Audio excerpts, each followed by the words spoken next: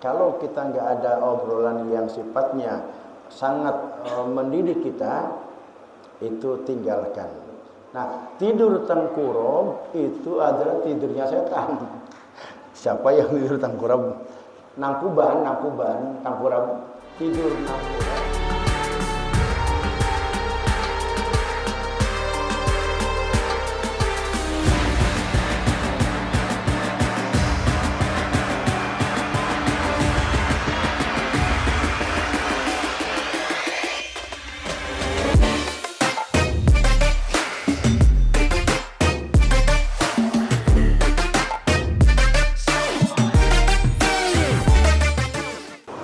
Kita lanjutkan bahasan kita di halaman 6, nazom ke-35. Illa dalila ala tariqi ilal ilah illa mutaba'atur rasulil mu'milah fi halihi wa fa'alihi wa maqalihi fatatabba'anna wa tabi'an la ta'dila. Idla dalila, karena tidak ada yang menunjukkan ala tariqi, atas jalan ilal ilah, menuju Allah, illa mutaba'atur rasuli, kecuali mengikuti jejak langkah Rasulullah sallallahu alaihi wasallam al-mukmila, yang disempurnakan oleh Allah, fi halihi, dalam tingkah lakunya, wa fi'alihi, dan perbuatannya, wa maqalihi, dan ucapannya, fatatabba'anna, maka kita mesti menjalankan, wa tabi'an, dan mengikuti jejak Rasulullah sallallahu alaihi wasallam, la ta'dila, jangan kita menyelisihi atas perbuatan Rasulullah sallallahu alaihi wasallam.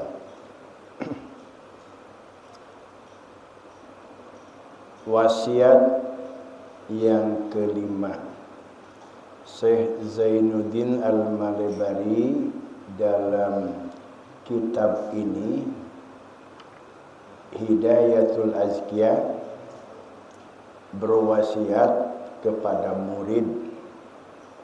Kemarin murid itu apa? Bukan murid sekolah.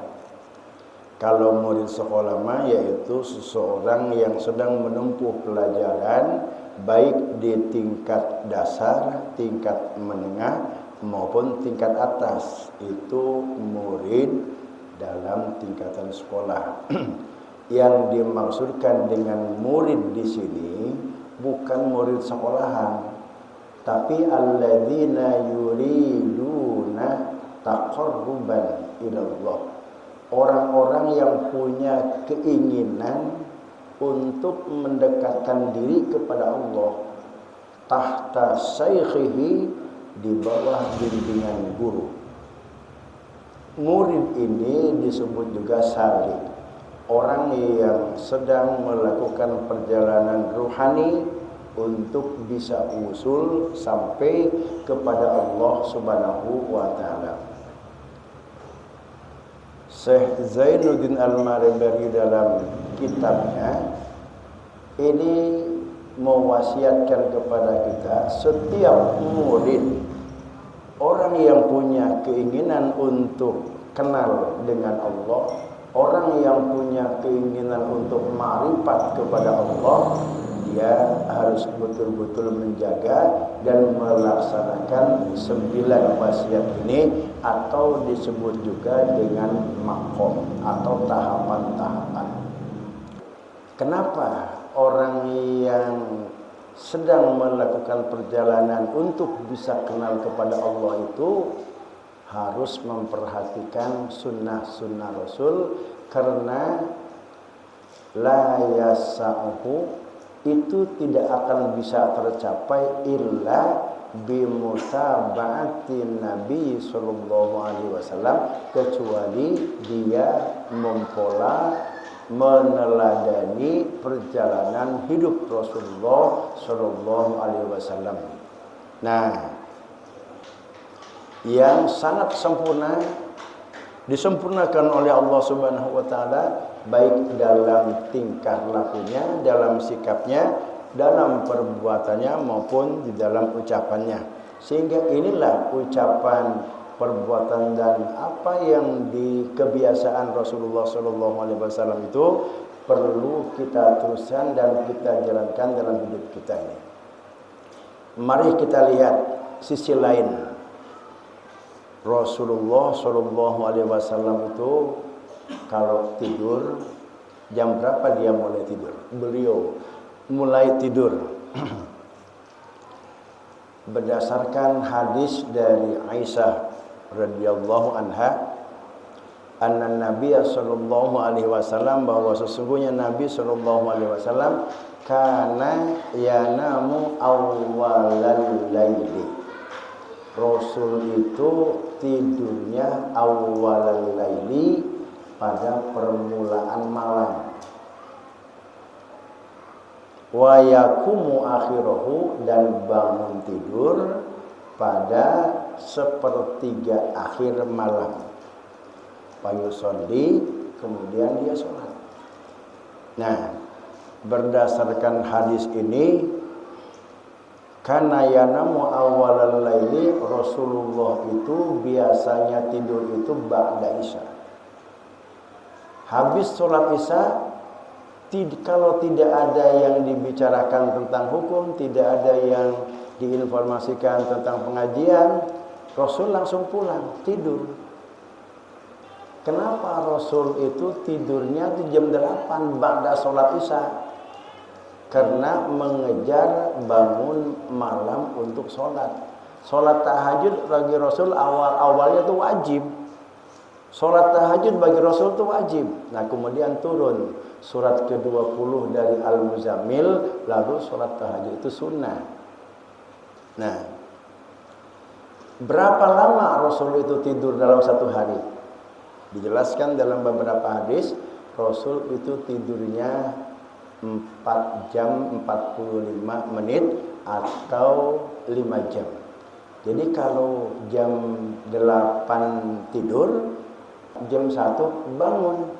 Udah di situ enggak tidur lagi. Rasul tuh bangun jam 1 sholat. Sholat tahajud, tadabbur Quran, baca Quran, istighfar. Itu istimewa untuk Rasul. Tapi untuk kita umumnya umat Rasul ini, saya mengutip dari kesehatan, kebutuhan kita tidur itu untuk bayi yang berusia 0 sampai 2 bulan, dia butuh 14 sampai 18 jam. Usia 2 bulan sampai 18 tahun butuh tidur 12 jam. Nah, kemudian usia 3 tahun sampai 6 tahun itu butuh tidur 11 jam. Kemudian usia 6 sampai 12 tahun itu butuh istirahat tidur 10 jam. Usia 12 tahun sampai 18 tahun itu butuh tidur 8 sampai 9 jam. Untuk 18 tahun ke atas untuk kita orang dewasa minimal 7 jam. Minimal 7 jam. Coba kalau kita 7 jam, kita tidur jam 8 atau paling malam jam 9. Kita mulai tidur jam 9. Itu 7 jam. 9, 10, 11, 12, 1, 2, 3, 4. Itu adalah akhirahu. Sepertiga akhir malam itu yang paling bagus. Dijelaskan dalam hadis ini, Rasul itu tidur awwalal laili, pada awal malam, wa yaqumu akhirahu, dan dia bangun pada sepertiga akhir malam. Jadi kalau jam 4 itu bagi kita insya Allah sudah cukup badan fit. Jam 4 bangun, kemudian wudu, sholat tahajud, baca Quran, gak lama lagi subuh. ke musola, ke masjid untuk melakukan sholat jamaah subuh. Sebagaimana hadis Abdullah bin Mas'ud. Hadis yang diterima dari Abdullah bin Mas'ud, qala Rasulullah sallallahu alaihi wasallam, jadaba lana Rasulullah sallallahu alaihi wasallam, Rasul melarang kami as-samaro, berbincang-bincang, ngobrol-ngobrol ba'dal isya, setelah salat isya, kecuali kalau obrolan itu untuk kepentingan ilmu agama, kayak ngobrol gini habis salat isya, boleh sampai waktu yang kita butuhkan untuk membicarakan ilmu pengetahuan, khususnya ilmu syariat, supaya kita lebih mantap ibadah kita kepada Allah Subhanahu wa taala berdasarkan ilmunya.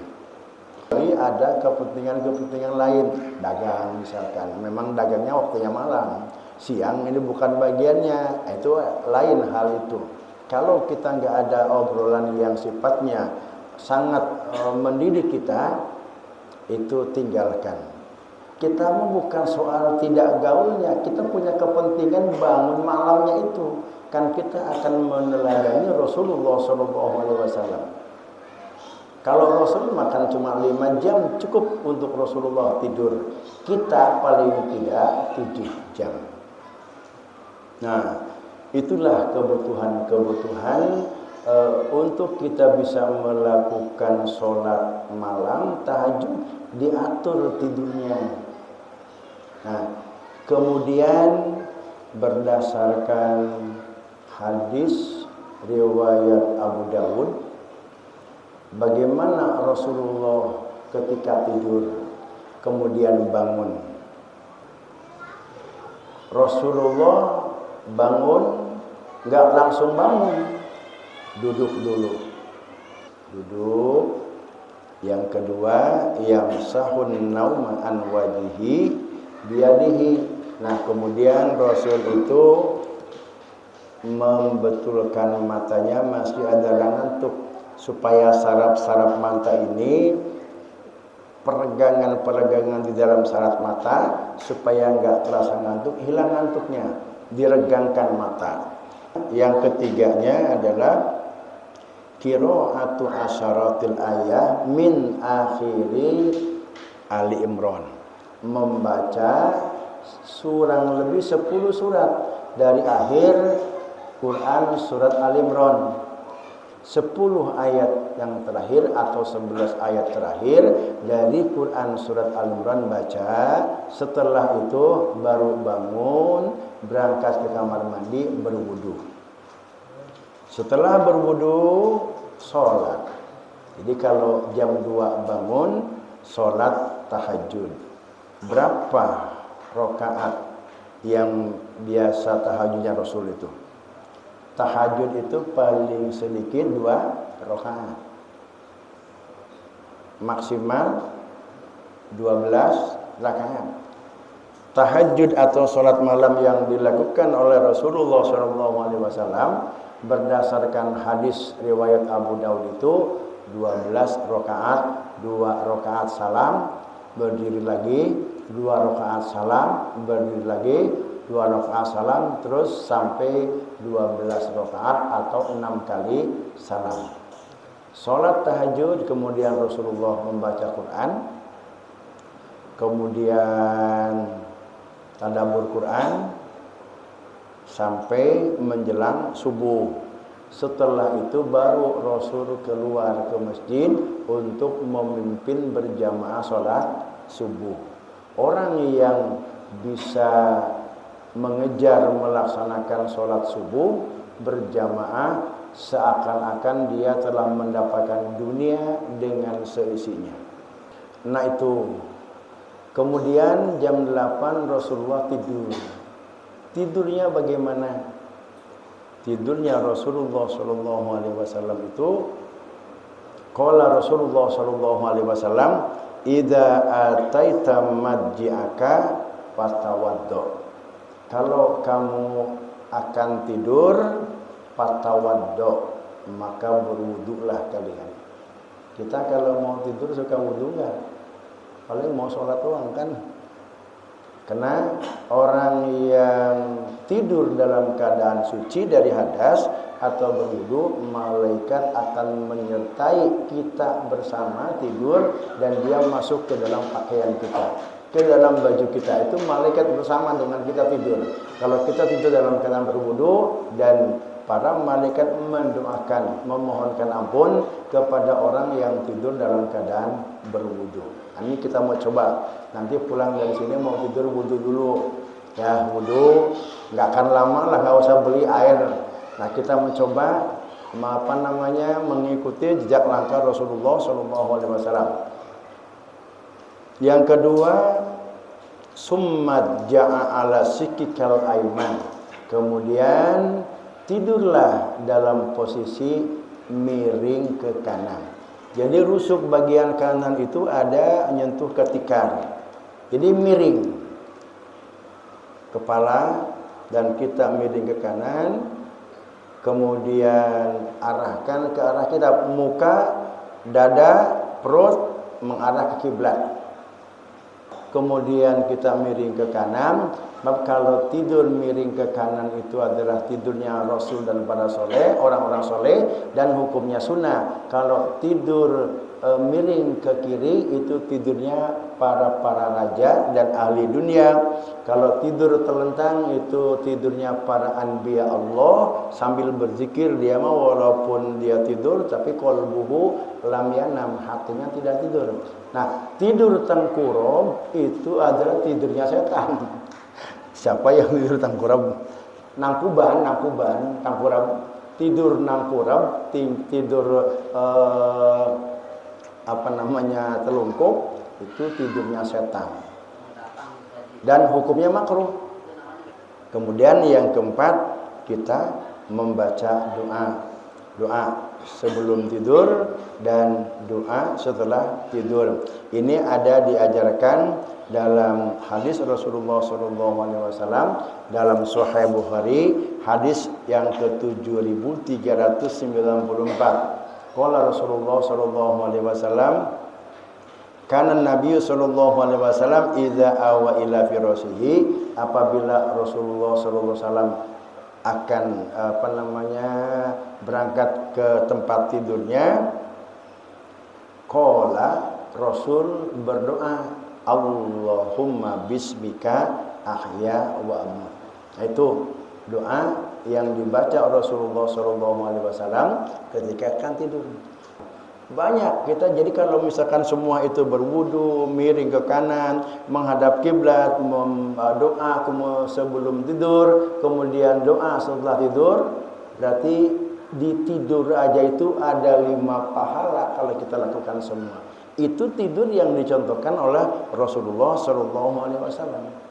Begitu bangun, duduk dulu supaya kita itu tenang, lalu yamsahu wajahu biyadihi, meregangkan saraf-saraf mata, kemudian baca Quran 10 ayat terakhir dari Quran surat Al-Imran. Nggak hafal, ambil Quran, buka, baca aja. Maka ketika kita bangun, kita doa yang diajarkan oleh Rasulullah SAW. Wa idza asbaha, apabila bangun, Rasulullah SAW qala, berdoa, alhamdulillah alladzi ahyana ba'dama amatana wa ilaihin nusur. Alhamdulillah, segala puji bagi Allah, alladzi ahyana. Apa itu ahyana? Bukan menghidupkan. Arti katanya iya, ahya itu hidup. Alladzi ahyana, yang menghidupkan. Lebih paham dan lebih enak lagi, alladzi ahyana, yang telah membangunkan. Jadi kalau kita bangun malam, tidur bangun itu dibangunkan oleh Allah Subhanahu wa taala. Maka ingat, begitu kita di jam 2, jam 3 bangun, ingat, nih kita itu dibangunin oleh Allah, suruh sholat tahajud. Kan orang tuh paham. Bangunnya mah, tapi tidur lagi, ngebenerin samping, ngebenerin selimut. Padahal Allah itu ngebangun kita untuk sholat tahajud. Bagaimana yang dilakukan oleh Rasulullah SAW. Kemudian menghadap kiblat, lalu kita baca doa. Ada yang hebat lagi dalam Wasiatul Mustafa membaca apa? Surat Al-Mulk. Dulu kan di dalam Wasiatul Mustafa Rasulullah SAW mewasiatkan kita untuk membaca surat Al-Mulk. Nah, surat Al-Mulk itu dia akan menemani kita nanti ya kalau kita mau tidur. Sering kita mewiridkan mendawamkan Quran surat Al-Mulk, baik itu dilihat dibaca maupun ditalar, maka Al-Mulk yang kita baca setiap kali kita akan tidur itu dia akan menemani kita nanti di alam kubur. Nah, inilah yang perlu kita teladani dari perjalanan hidup Rasulullah SAW, dari soal tidur saja, kemudian sholat malam, nah kemudian makan. Rasul kalau makan itu sebelum makan mengambil garam dengan telunjuknya, lalu garam dulu 2 kali. Karena 2 kali garam yang dijilat oleh kita, apa fungsinya? Karena garam itu merupakan sumber mineral alam yang berasal dari tanah. Dan kita berasal dari tanah, dan juga garam itu akan menangkal dari gangguan-gangguan makhluk halus, gangguan-gangguan dari penyakit.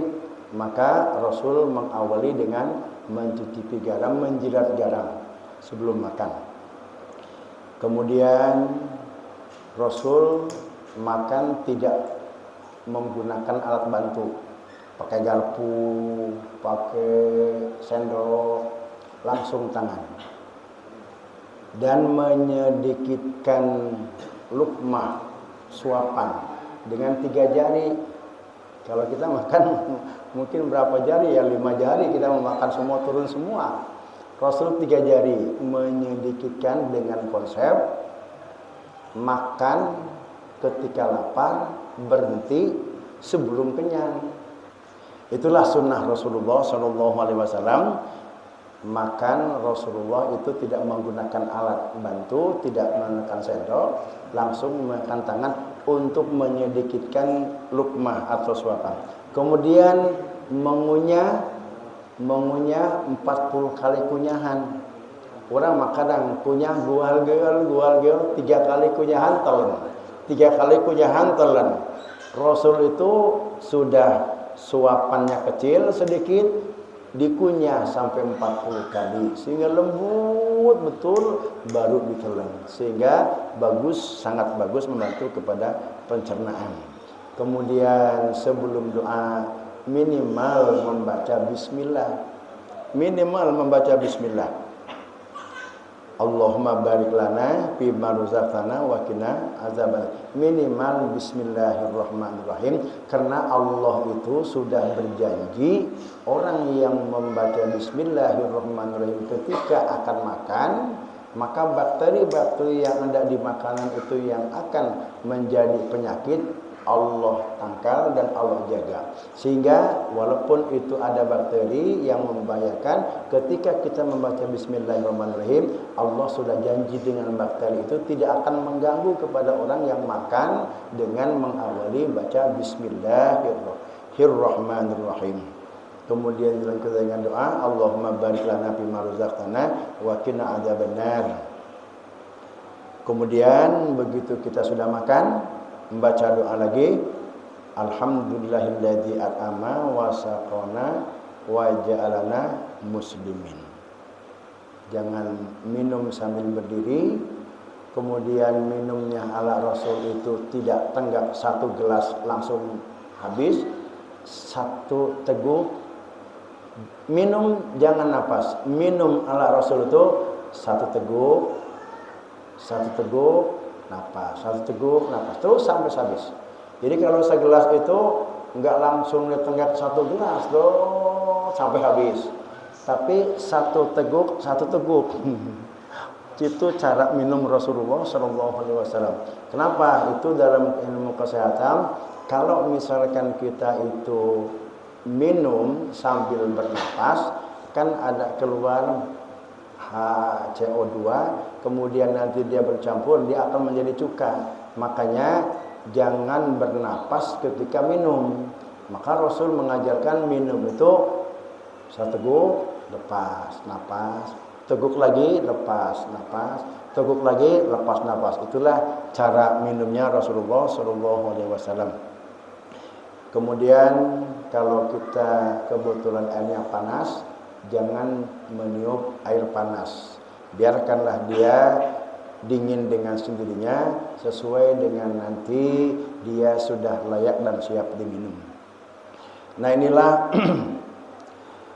sunnah-sunnah atau adab-adaban Rasul tidur, makan dalam keseharian yang perlu kita contoh, karena la dalila, tidak ada jalan yang bisa menunjukkan kepada Allah Subhanahu wa taala illa mutaba'atur Rasul, kecuali dengan mengikuti jejak langkah Rasulullah sallallahu alaihi wasallam. Wa tariqu kulli masyayikh wallahu a'lam bissawab.